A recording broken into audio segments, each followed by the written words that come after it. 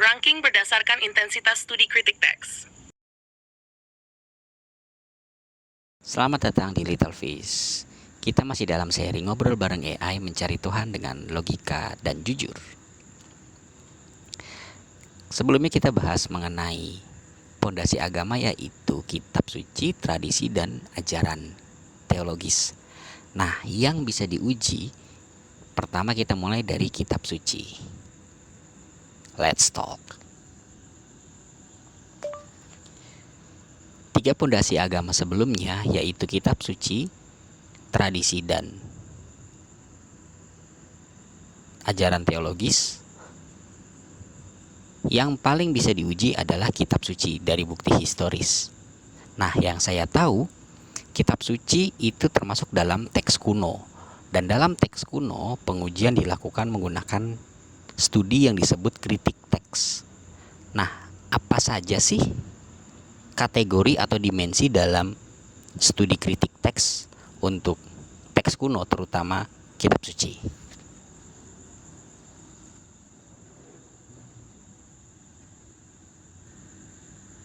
Betul sekali, kritik teks adalah pendekatan utama dalam menguji keaslian dan transmisi teks kuno, termasuk kitab suci. Studi ini bertujuan untuk merekonstruksi bentuk teks yang paling mendekati aslinya berdasarkan bukti manuskrip yang tersedia. Kritik teks, textual criticism, terhadap teks kuno, khususnya kitab suci seperti Alkitab, Al-Quran, Weda, atau teks-teks agama lainnya, memiliki beberapa kategori atau dimensi utama. Kritik teksism. Ini adalah inti dari kritik teks dan mencakup varian bacaan, menganalisis perbedaan antar manuskrip dan menentukan mana yang paling mungkin merupakan teks asli atau awal, manuskrip dan tradisi naskah, mempelajari naskah-naskah tertua dan silsilah transmisinya, seperti Textus Receptus, Majority Text, Alexandrian Text, dalala. External evidence, menilai umur, asal geografis, dan kualitas naskah. Internal evidence, menganalisis gaya bahasa, konteks sastra, dan kecenderungan penyalin, misalnya kesalahan umum seperti homoioteliuton atau interpolasi. 2. Kritik historis. Meskipun lebih luas, kritik historis juga digunakan dalam kritik teks kitab suci. Dimensi ini mencakup situasi historis teks, kapan dan dalam konteks apa teks ditulis, penulis dan komunitas, siapa penulisnya dan komunitas mana yang menjadi audiensnya, perkembangan redaksional, apakah teks mengalami revisi atau penyuntingan. 3. Kritik filologis dan linguistik. Menganalisis bahasa asli, Ibrani, Aram, Yunani, Sanskerta, Arab, dari teks untuk memahami makna asli kata, frasa, atau struktur kalimat. Menelusuri perubahan bahasa seiring waktu. Kritik komparatif. Membandingkan teks yang sama dari tradisi yang berbeda, misalnya Septuaginta versus Masoretik, atau berbagai mushaf Al-Quran. Membandingkan dengan teks religius atau mitologis lain dari budaya sekitar untuk melihat pengaruh atau paralel. 5. Kritik redaksi. Menganalisis bagaimana teks disunting atau disusun oleh redaktor akhir. Berguna untuk kitab-kitab yang memiliki kompilasi panjang, seperti Pentateuch, Injil Sinoptik, atau Upanishad. Secara umum, kritik tekstual, lower criticism, adalah dimensi utama dalam studi terhadap keaslian kitab suci, sedangkan kritik historis dan redaksional membantu memahami latar belakang dan transmisi teologisnya. Kalau kamu tertarik, aku juga bisa kasih contoh konkret bagaimana kritik teks diterapkan pada kitab tertentu seperti Alkitab atau Al-Quran. Kemarin kita sudah sepakat bahwa pendekatan faktual lebih penting daripada pendekatan emosional dan spiritual.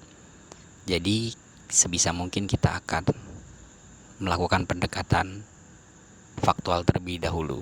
Nah, saya penasaran, dari 4 kitab suci yaitu Tripitaka, Weda, Al-Quran, dan Alkitab, yang mana sih kitab yang paling banyak dilakukan studi kritik teks?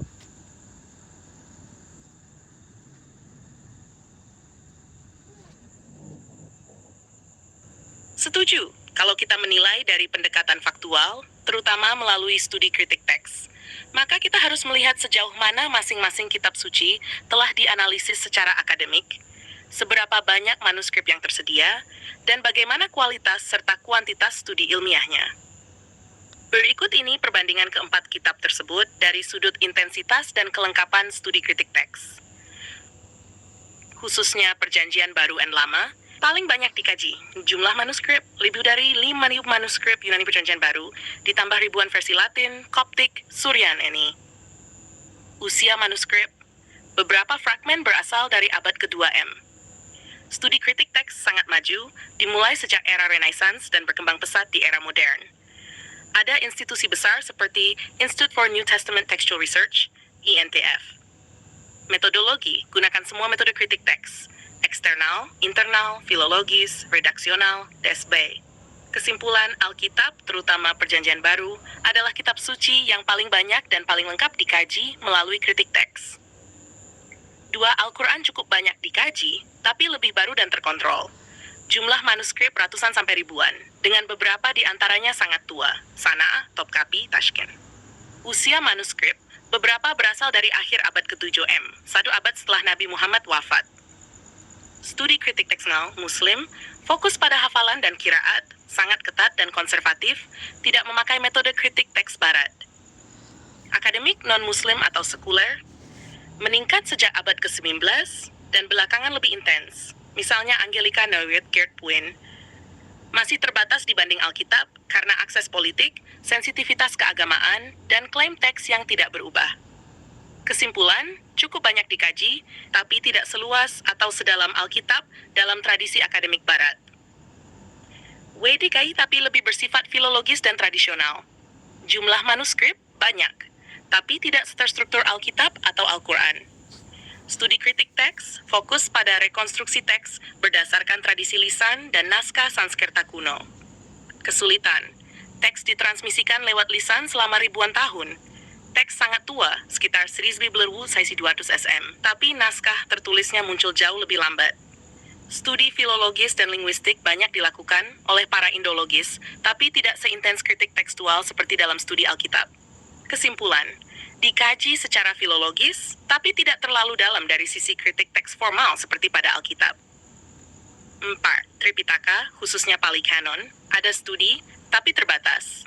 Jumlah manuskrip ada cukup banyak, terutama dalam bahasa Pali, Cina, dan Tibet.